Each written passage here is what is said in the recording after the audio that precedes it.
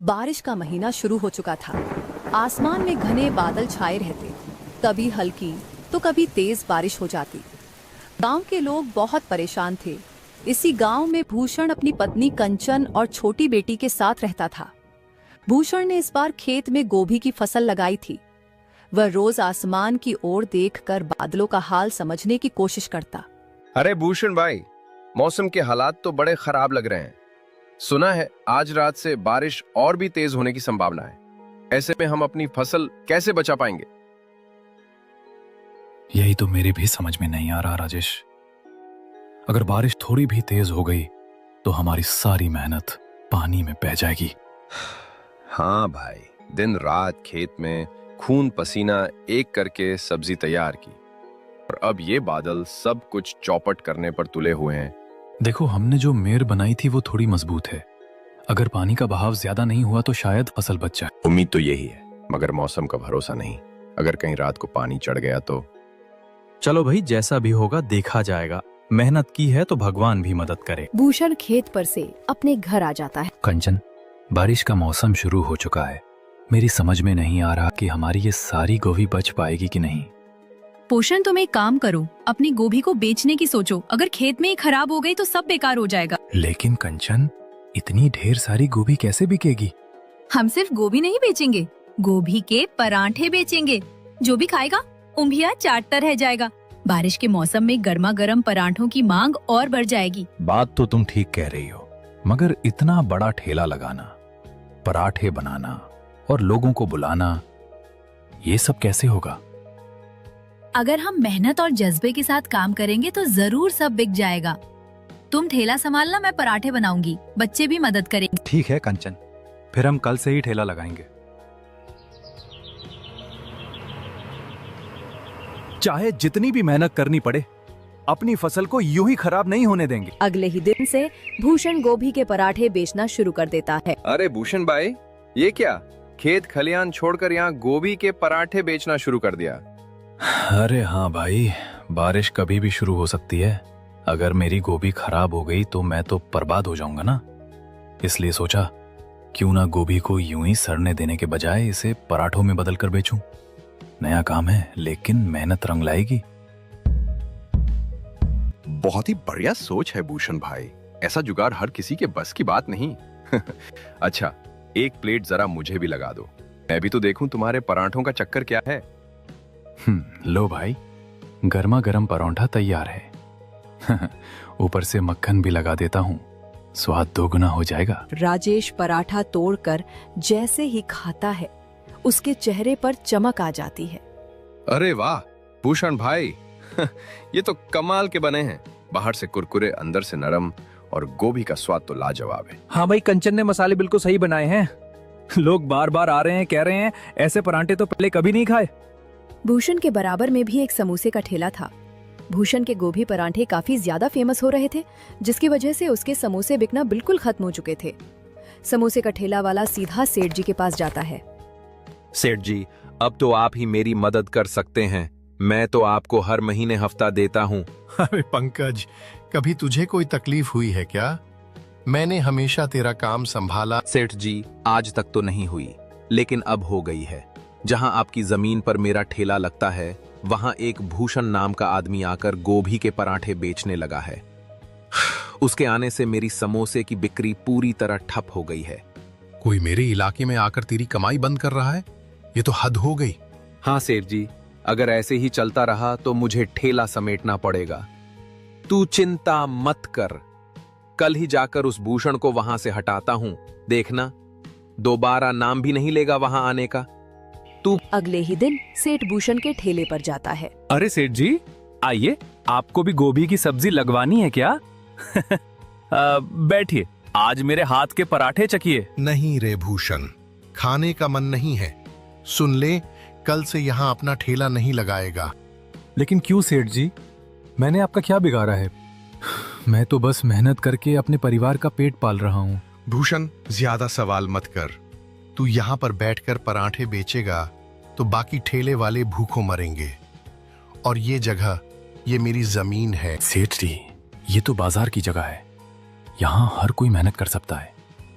मैं किसी का हक नहीं मार रहा। भूषण, मुझे बहस मत सुना। अगर तुझे चैन चाहिए तो आज ही अपना ठेला समेट ले।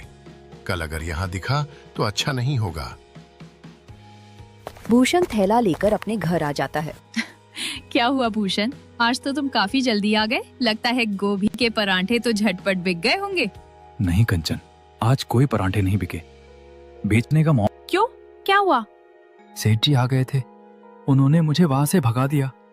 साफ कह दिया ये मेरी जमीन है, कल से यहाँ ठेला मत लगाना। क्या? कोई इतना पत्थर दिल कैसे हो सकता है? मेहनत करने वाले को रोकना किस हक से? हाँ कंचन, 2 दिन भी नहीं हुए थे कि घर में खुशी आई थी। लगा था अब हमारी मेहनत रंग लाएगी, लेकिन फिर से घर में मातम का साया लौट आया। सच में भूषण, कभी लगता है जैसे किस्मत भी हमारी दुश्मन हो गई है। मेरी तो कुछ समझ में नहीं आ रहा, अब क्या करूं? ठेला लगाने की जगह नहीं बची और ये बारिश भी कभी भी फसल खराब कर सकती है। तो आप क्या सोच रहे हो? कल से खेत पर ही जाऊंगा, जैसे भी हो गोभी की सब्जी को बचाने की कोशिश करूंगा। जहां पानी भरने का डर होगा वहां गड्ढा बनाकर पानी को रोकूंगा। चाहे दिन रात लगे, मेहनत करके फसल नहीं डूबने दूंगा। हिम्मत मत हारो भूषण, ठेला फिर लग जाएगा, ग्राहक फिर आ जाएंगे, लेकिन हमारी मेहनत की बसर बचनी चाहिए। इसी रात अचानक आसमान में बादल गहराने लगते हैं। पहले हल्की गर्जना होती है। बरसात इतनी तेज होती है कि राजेश के खेत में थोड़ी ही देर में पानी भर जाता है। पानी का बहाव इतना तेज हो जाता है कि वो सिर्फ खेतों तक ही सीमित नहीं रहता, गांव की गलियों तक पहुंच जाता है। आधी रात में लोग नींद से उठकर दरवाजे खोलते हैं तो देखते हैं कि बाहर पूरा आंगन तालाब बन चुका है। भूषण सुबह होते ही अपने खेत पर भागा हुआ जाता है। मैं जाकर देखता है कि चारों तरफ पानी ही पानी भरा हुआ है। उसकी गोभी की सब्जी अब पूरी तरीके से पानी में डूब चुकी थी। ये देखकर भूषण लौटकर अपने घर आ जाता है। चौपाल पर खड़े ग्राम प्रधान ने ऊंची आवाज में सबको पुकारा। जिन जिन लोगों की बारिश की वजह से पूरी फसल खराब हो गई है, उन्हें सरकार की तरफ से मुआवजा मिलेगा। भीड़ में खुसर पुसर शुरू हो गई। कुछ लोग राहत की सांस लेते हैं तो कुछ के चेहरों पर चिंता साफ झलकने लगती है। प्रधान आगे बोलते हैं। और ध्यान रहे, जिन किसानों ने अपनी फसल आधी काट ली है या जिनकी फसल ज्यादा हद तक बच गई है, उन्हें यह मुआवजा नहीं मिलेगा। सरकार ने साफ आदेश दिए हैं कि सिर्फ वही लोग पात्र हैं जिनकी फसल पूरी तरह बर्बाद हुई है। लेकिन प्रधान जी, जो लोग आधी फसल खो चुके हैं, उनका क्या? उनका नुकसान भी तो कम नहीं है। हाँ, हमें भी कुछ तो मदद मिलनी चाहिए। आधी फसल का क्या करेंगे? अनाज भी पूरा नहीं और मुआवजा भी नहीं। भाइयों, मैं आपकी तकलीफ समझता हूं, लेकिन ये नियम सरकार के हैं, हमारे नहीं। हम कोशिश करेंगे कि तहसील में जाकर आपकी बात उठाएं। फिलहाल जिनकी फसल पूरी तरह डूब गई है, उनकी सूची बनानी होगी। भूषण इतना सुनकर अपने घर आ जाता है। कंचन, अब तो सब कुछ खत्म हो गया। हमारे पास न फसल बची, न पैसे, न कोई सहारा। मैं जानती हूँ भूषण, ये वक्त हमारे लिए बहुत ही मुश्किलों का है, लेकिन हमें हार नहीं माननी चाहिए। हर अंधेरे के बाद रोशनी आती है, कोई ना कोई रास्ता जरूर निकल आएगा। लेकिन कैसे निकलेगा रास्ता कंचन? चारों तरफ पानी ही पानी भरा हुआ है, खेत डूब चुका है, गोभी सड़ चुकी है। और सोचो, उस पानी में पता नहीं कहां से झील की मछलियां तक आ गई हैं। अब तो कई दिनों तक ये पानी सूखेगा भी नहीं। भूषण, तुम उदास मत हो। तुम एक काम करो, कुल्हाड़ी उठाओ और पास के जंगल से लकड़ियां काटना शुरू करो। लोग इस बरसात में सूखी लकड़ी के लिए परेशान हैं। अगर हम लकड़ियां बेचेंगे तो कम से कम गुजारा तो हो जाएगा। लकड़ियां बेचने से क्या होगा कंचन?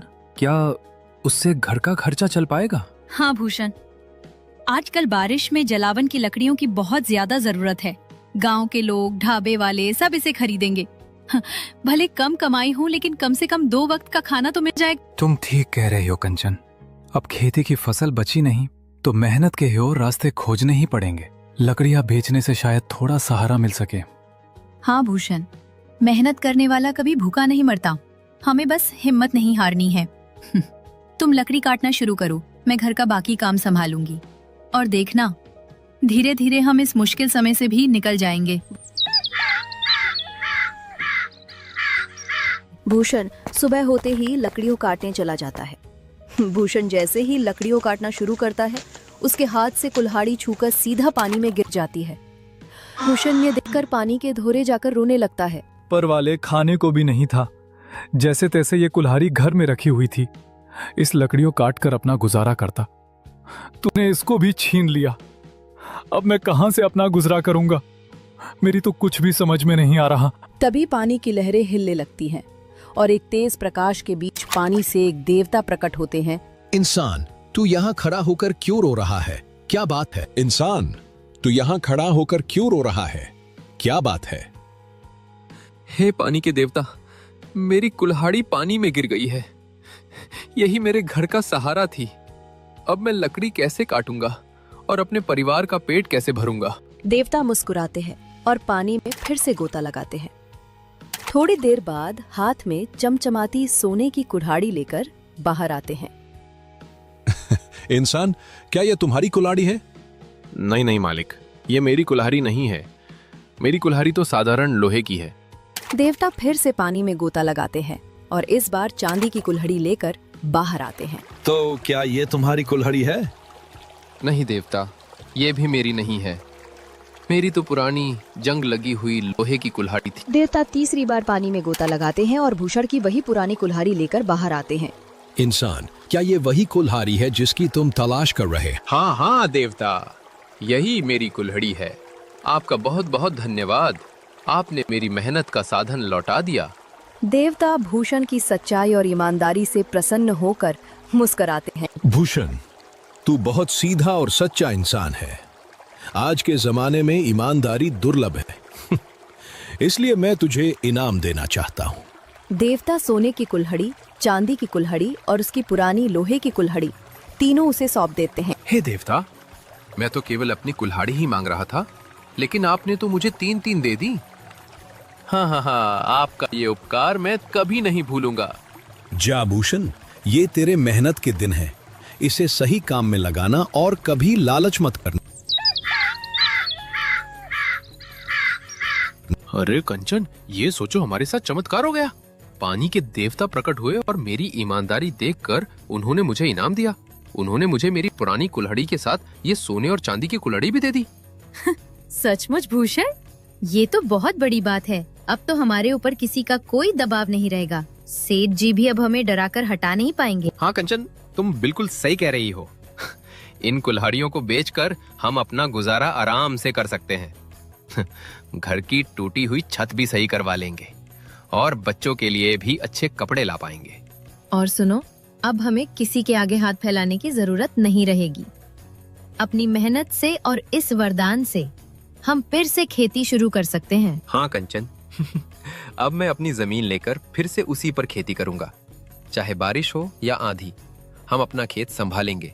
भगवान ने हमारी ईमानदारी देखी है भूषण, इसलिए ये वरदान दिया। हमें इस अवसर को सही दिशा में लगाना होगा। भूषण ये बात पूरे गांव में बता देता है कि उसके साथ ऐसा हुआ है। कि सुनकर समोसे वाला लालच में आ जाता है। वो सोचता है कि मैं भी ऐसी करके सोने और चांदी की कुल्हाड़ी लो सकता हूँ। क्या हुआ? आज तुम समोसे की दुकान पर क्यों नहीं गए? अरे, आज दुकान जाने की जरूरत ही नहीं। भाग्यवान भूषण को फांसी वाले तालाब से सोने और चांदी की कुल्हाड़ी मिली है। क्या? सच कह रहे हो? हाँ बिल्कुल सच। और इसी बात पर मैंने एक जबरदस्त प्लान बनाया है। कैसा प्लान? और तुम क्यों किसी की सोने चांदी की कुल्हाड़ी के चक्कर में पड़ रहे हो?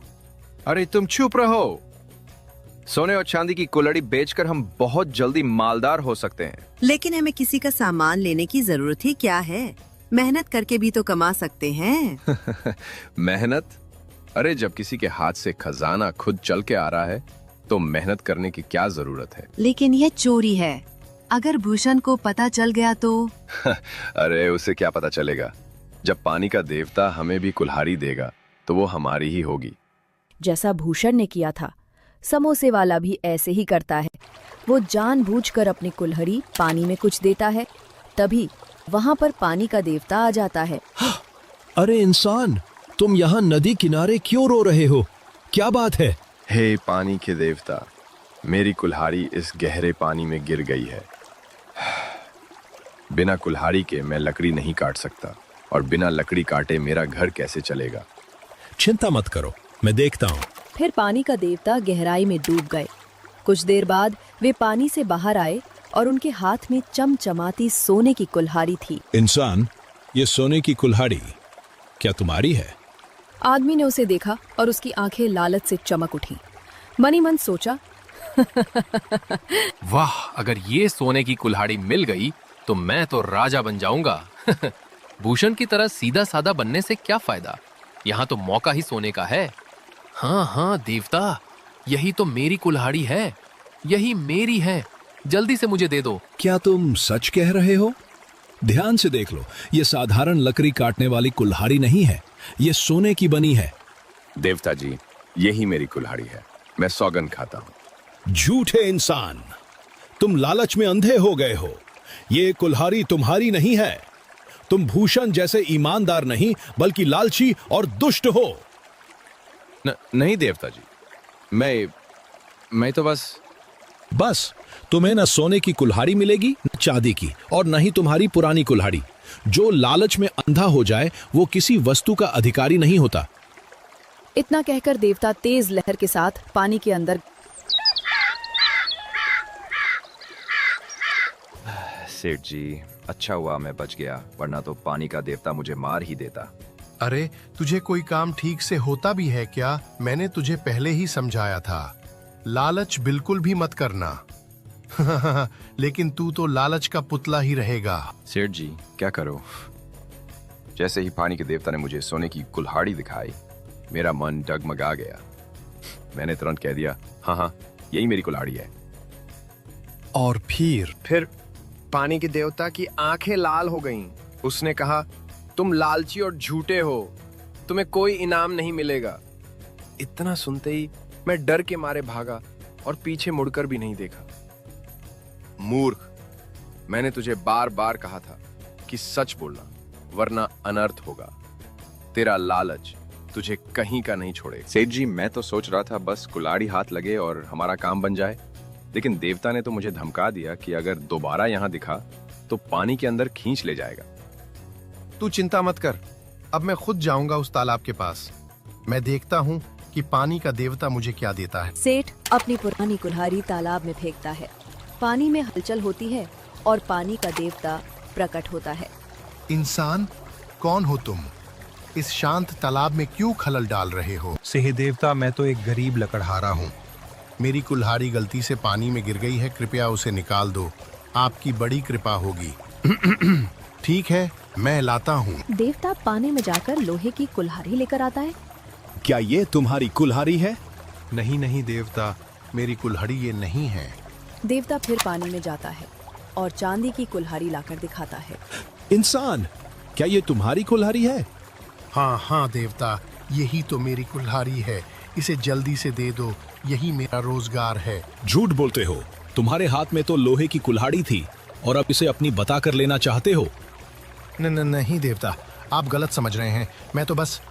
लालच के वश में आकर तुमने सच छुपाया, इसलिए तुम्हें सजा मिलेगी।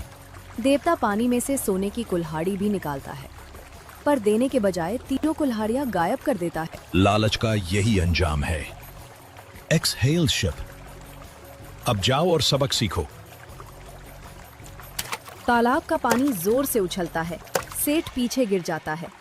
देवता अंतर्ध्यान हो जाता है और आदमी कांपता हुआ सेठ को उठाता है। इस कहानी से हमें ये सीख मिलती है, कभी भी किसी के पैसों को देखकर मन में लालच नहीं जागना चाहिए।